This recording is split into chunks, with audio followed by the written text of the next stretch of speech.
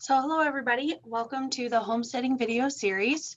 My name is Nicolina and we are here to talk about adding livestock to a homesteader's backyard.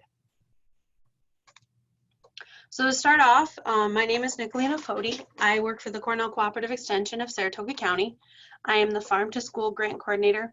I'm also the Livestock Coordinator for the county. So this is a picture of me. This is my baby Clydesdale Emmett. This was just a few days after he was born. But my contact information is on this slide. My email is nvf5@cornell.edu, and there also is the office phone number on there as well. So what do we plan to cover today? So we're going to talk about adding livestock to your backyard, but more specifically, we're going to talk about the space needed for them. We're going to talk briefly about pasture rotation. This is just something I'm going to reference a lot more when I get to the larger livestock, and it's a method of pasture management that you can do with these larger livestock. So the types of livestock we're going to go over today is chickens, goats, beef cattle, and horses. And for each of these guys, we're going to talk about the manure benefits, the property benefits, and the animal products that we receive from them. So this is a little chart, and this is spacing and housing guidelines. It's from University of New Hampshire's Extension. This came out of a fact sheet that will also be a resource that will be on our homesteading webpage as well. But this is one that I just want to go over. It does have some more livestock than we're going to talk about today. But for instance, for horses, you can go down and see that the pasture area for them is 1 to 2 acres. Beef cows is also 1 to 2 acres. A dairy goat is 0.2 to 0.3 acres, and so on and so forth. So this is just a little quick reference. This fact sheet will be available for you to reference again and again. It will be on the Homesteaders webpage where this video was found. So pasture rotation. So pasture rotation is a type of field in pasture management, but it's the rotation of livestock, whether it's different species or all of the same, used to manage grass. So there's this common belief that if you have a horse out in a field, or cows, sheep, goats, whatever, and your grass is green, then there's nutritional value and it's feeding them sufficiently, and that's all you need. And that is a inaccurate statement. Just because it's green doesn't mean there's nutritional value. So let me see if I can get this to work. If I can, no, okay. So what we're going to talk about down at the left hand, the bottom of the screen, let's see if I can get my little, okay, right here. I love technology. So this is a pretty basic layout of a farm, but it kind of shows your pastures 1, 2, and 3, and 4, and then you use like a little corral area. So in your corral area, you're going to have your water tank and your shelter, and what's really nice is you can just have little gates here for each pasture. It's really convenient. But so you could have your horses and cows out on pasture 1 for, 2 weeks or a week, whatever. You close that and then you open them up to pasture 2. It makes life really convenient. This is actually a system that I use, and it works really well. But that's just kind of an idea of a layout.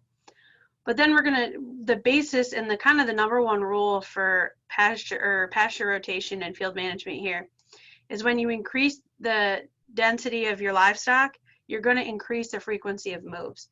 So here's a pasture. It's just a big old pasture. We got, 10, 15 cows out on or whatever. And you're going to see the cows are going to graze all over. So you're going to have areas that are going to be really high trafficked and areas of low traffic. What rotation grazing does is you're going to increase the density. So you're going to have a lot more cows on a smaller area. You're going to force them to eat all of the pasture within this area, and then you're going to switch them. So if we were to break this down into 4 pieces here, we would have cows in here for, let's say, a week, and then you're going to switch them over to field 2 for a week, and then to field 3, and then field 4. Might be field 1. So then while you're constantly rotating them, they're going to have fresh, fully developed grass. Is going to be its highest nutritional value, but you're also going to give the other fields some rest and some regrowth. Now you can also do that and do the same idea over here, but now My squares are so really well even too. So now what was originally 4 fields, it's going to be a lot more here. I'm quite the artist, aren't I? Okay, so if you were going to have, you know, your cows out here for a week, for this, it may only be a day. So every day you're going to be moving them to a new pasture. Again, the higher this, the density of livestock, the more frequent you're going to move. So over here is cell or strip grazing. This is kind of just another form or another style of doing pasture rotation. You know, so you have each of, you know, pasture 1, 2, 3, 4, you know, 6, and then they are going to put a fence across here. So day 1, they're going to be in here, and then day 2, you're going to open up to this, and day 3, you're going to open it. And then you're going to have day 1, they're only going to have this much of pasture too. You know, day 2, they're going to have all of this. And you're just going to open it up a little more each day. So this really controls how much your animals are able to eat, and a really well managed pasture can last long. So if you have, you know, 1 horse or 3 cows on a 100-acre pasture, it's going to get to the point and you never rotate it and you never give it a break. They're always going to eat down the same spots, and eventually you're going to have pasture that's not going to be really worth anything, you know. But you could have, you know, 50 head of cow on a 5-acre pasture and rotate them on a really frequent basis, and you'll actually have really healthy pastures. So it's just something to think about, and it's a term that, you know, I'm going to refer to a few times just so we all understand. So the first animal we're going to talk about, which doesn't really have to do with pasture rotation, is chickens. These are a really great addition to a homesteader's backyard. They're very common, one of the first animals that people go to when they want to start homesteading, just because they're easy keepers and they're fairly low maintenance. And they're also very easy to keep. So I'm going to talk about 3 breeds of chickens, and I'm going to break them down by their uses. So we have laying chickens, or the low main brown chickens, which is right here. I still have my beautiful red marker here. So this breed of chicken is really known to be a laying chicken. They're going to lay really good sized eggs. They're going to be very consistent layers. And then for meat chickens, you have a Cornish cross. Now there are varieties of chickens that are what we would consider dual purpose. So they would be good egg layers, and they can also be used for meat chickens. But I'm just talking about, you know, breeds specifically for each, just so you can kind of get a general idea and see the difference too in their structure. You can see this guy's a little bit chunkier here, so he's got a lot of good meat on him. And then you're going to have your Brahmas. I will mention a lot of cold weather or cold tolerant animals, because we live in the Northeast, and as many of you probably know from the beautiful spring we have been having, winter is sometimes a lot longer than we like. I tell people all the time, if you can plan for the coldest months with the most amount of snow, you're going to make your life a lot easier. So the Brahmas are really great. These guys are good egg layers, but they're tolerant of the cold weather, and it's because they have all of this wonderful feathering down their legs. So, and they also don't have the crowns here that you see on the other guys. So because they don't have that, they're less tolerant to frostbite. So, I mean, you know, you don't want to have tropical chickens in upstate New York, and then when winter comes, there is a great deal of maintenance, you know, on them. So what are some chicken manure benefits? Chicken manure is very strong and cannot be put directly on plants or vegetable gardens, but when it's composted, it can be considered black gold. It's really great to put into compost piles. Another thing, when you're putting into your compost, you need to be kind of aware of what type of bedding you're going to be using your chickens, because if you're cleaning out your chicken coop and you're going to add it to your compost pile, you know, think about whatever you're bedding down with, and popular beddings are shavings, sawdust, dry leaves, straw, things like that.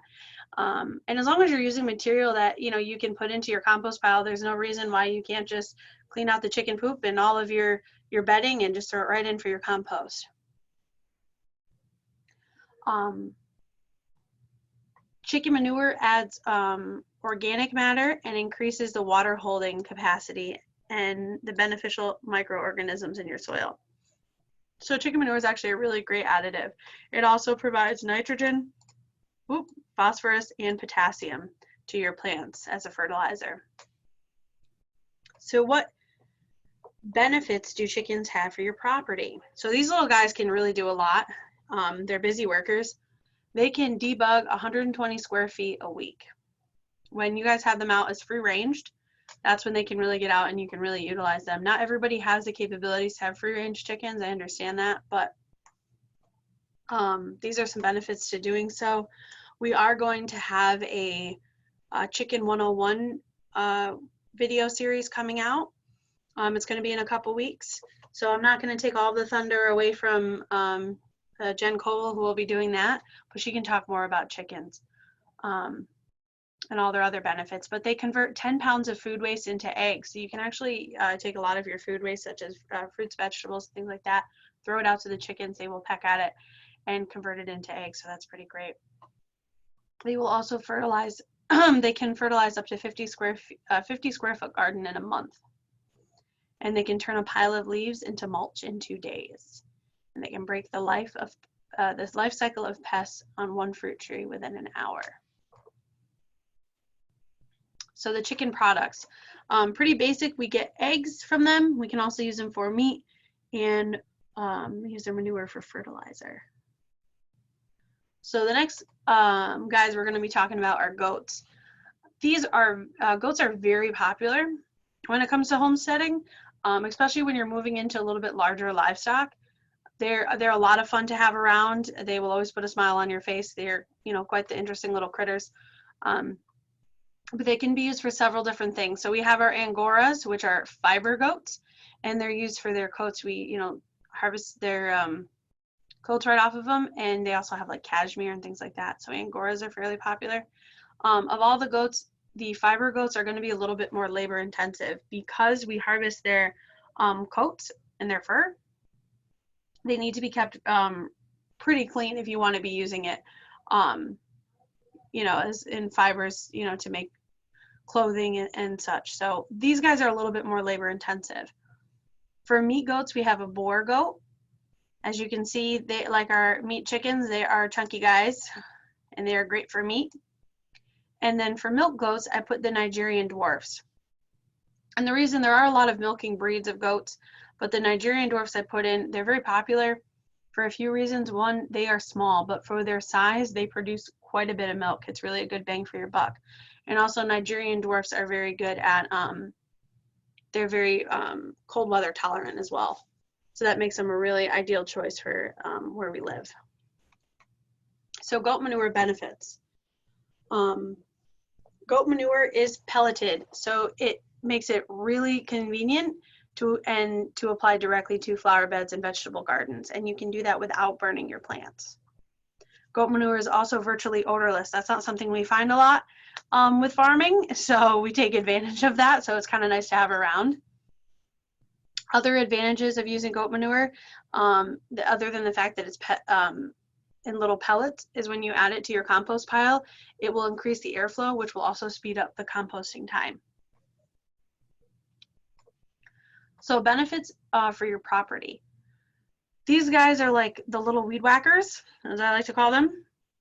They can clear out all types of unwanted plants, such as weeds, poison ivy, overgrown shrubs, blackberry bushes, pine needles, leaves, bark, things like that. But they can also eliminate your need for harmful herbicides if they're able to get rid of a lot of these. And what's really nice is, they're getting rid of these things that you don't want around, and you're also feeding them. So it's kind of like a two birds, one stone situation. So goat products.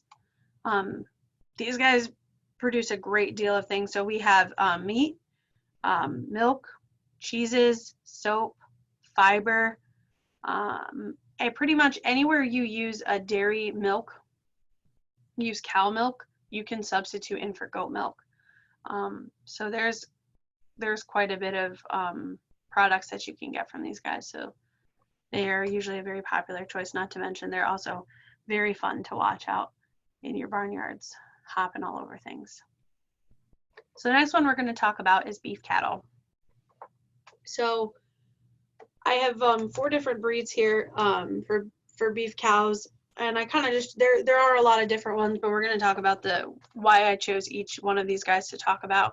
So first we're going to talk about is the Black Angus, which is here. I think everybody has pretty much heard, you know, of Black Angus, and it's a superior meat. It's very popular. It's very well known. They are a great beef cow.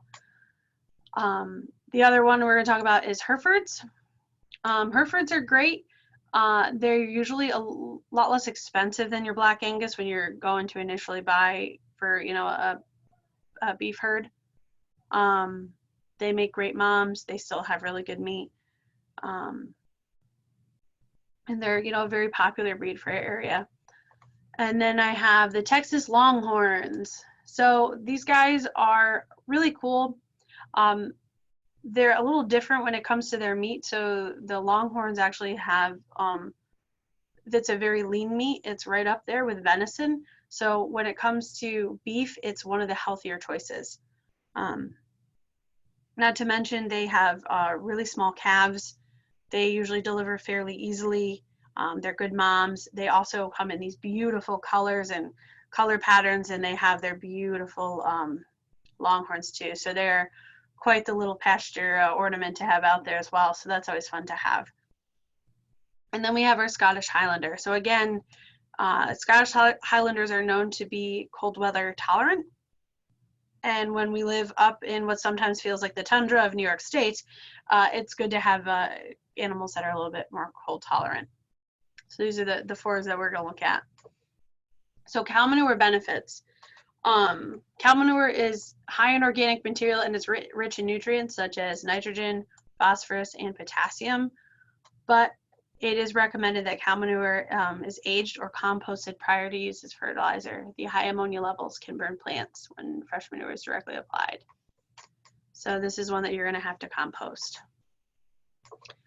Beef cattle benefits for your property. So now we're going to talk a little bit more about our pasture management and why these guys are so great. So cows, first off, for the growth of pasture, when cows eat pasture and they eat grass, they tend to kind of cut the grass off right before the roots, and they don't pull the roots out of the ground. So that's really nice compared to horses that will actually rip the roots out. Also, because they're a split hoof animal, they're going to aerate the soil more than you would have horses, for instance. And using cows for pasture rotation is really helpful. And I always pair them with horses because horses kind of do a lot of the opposites of the cows when it comes to pasture. Horses are not split hoofs, so they have nice big round hooves. They act like snowshoes, and they compact the soil really well. And they also love to rip out the roots. So cows kind of help undo those that type of damage. They help aerate the soil. They don't pull out the roots. So they're really nice to put into a pasture rotation. So the main product we're going to have from beef cows is obviously beef. We're going to have meat from them. Now this is a chart here. It's very basic, 1,200 pound steer. So one 1,200 pound cow, you're going to get around a 700 pound carcass. And that will approximate around 400 pounds of packaged meat. So, you know, you're going to have your one cow out there eating all your grass and everything, and you're going to get your chuck roast, hamburger, stew meat, boneless rump roast, rib roast, round steak, sirloin. I'm getting so hungry just talking about this. T-bone steaks, filet mignon. You know what I mean? Look, there's, we'll go to hamburger, 85 pounds of hamburger meat. So that's a lot. I mean, if you imagine you only have 2 or 3 of these guys on your homestead, and even if you're only butchering 1 per year, that's around 400 pounds of beef, which is quite a bit for a family. You know, so it does pay off, not to mention, you know, where your meat is coming from. You know, it does have quite a few benefits to raising these guys. So now we're going to talk about horses. Now, the reason we're going to talk about horses is, one, I'm a horse person by default, so I'm a crazy horse person. But also, horses are very popular, especially within Saratoga County. We're the largest horse county within the state.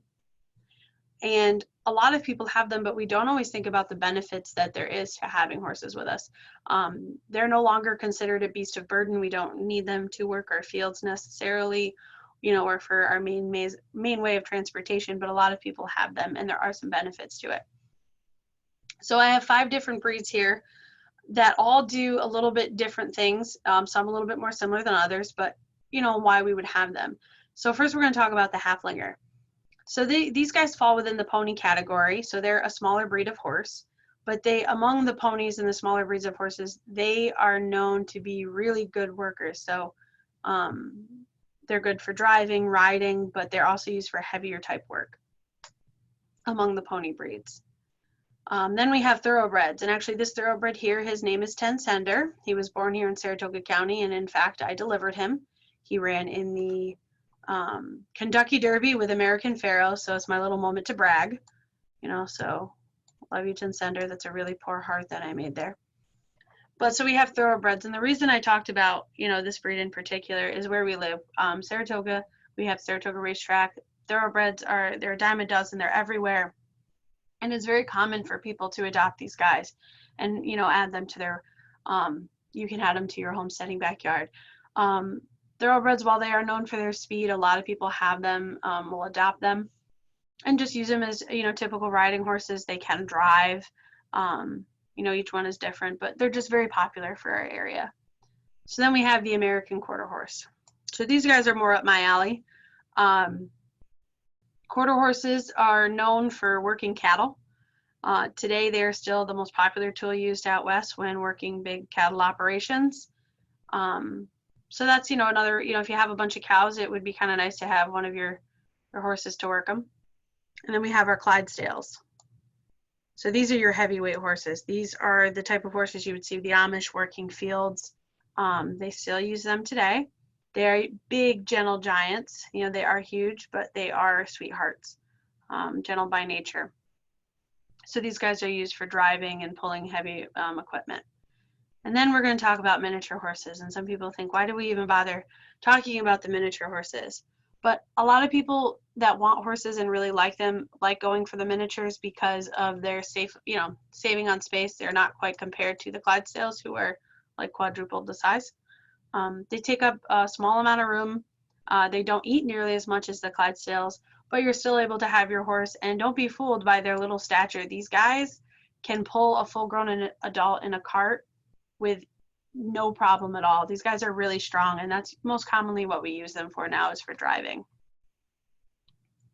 So horse manure benefits. They're slightly higher in nutritional value than cow manure, and I don't mean this to, you know, to eat, but there's a lot more nutrients in horse manure than there is in cow manure. But again, fresh manure should not be placed directly on plants to prevent the possibility of burning the roots.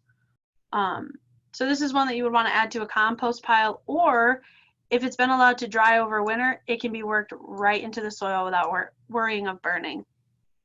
So, you know, if you go out, you know, you're cleaning out your pastures from over the winter and there's a bunch of manure that's been sitting out there all winter long, you can collect that, throw it right in your garden beds as long as it's been out and it's dried, and you can work that in just fine.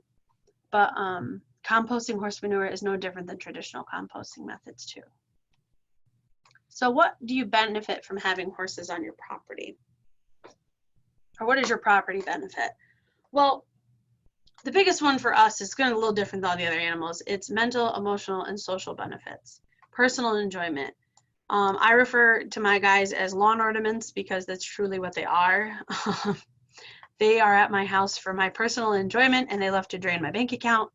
I'm just kidding. But there has been a lot of research done with horses and working with veterans and mental and emotional support with people.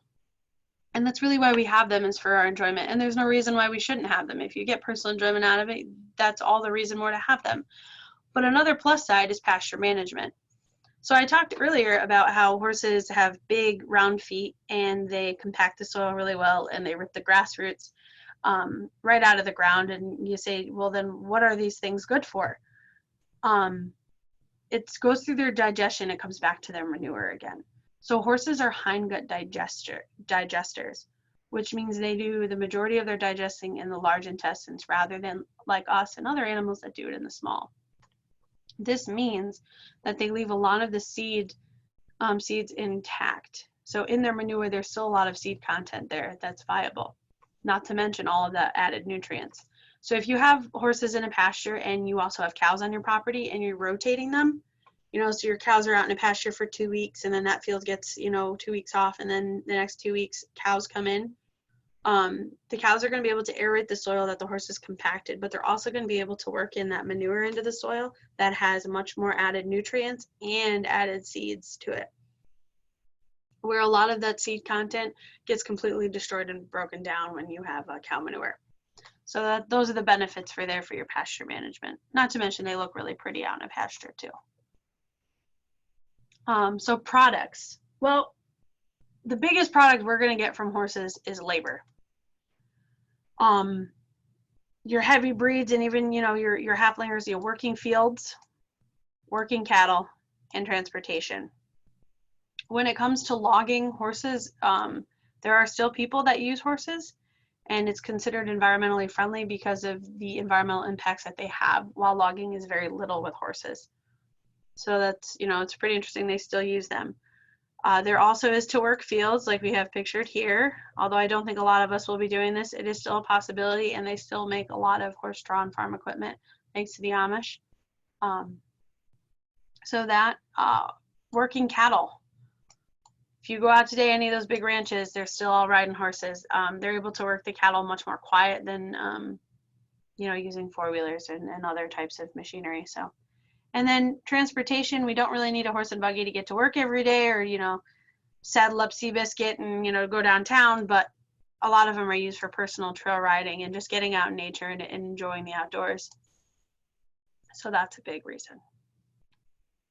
So to kind of wrap things up, men are not so much the keepers of herds as the herds are the keepers of men. I just thought this was really interesting and kind of funny to talk about. Adding livestock to your backyard is very doable. There's a lot of different ways you can go about it.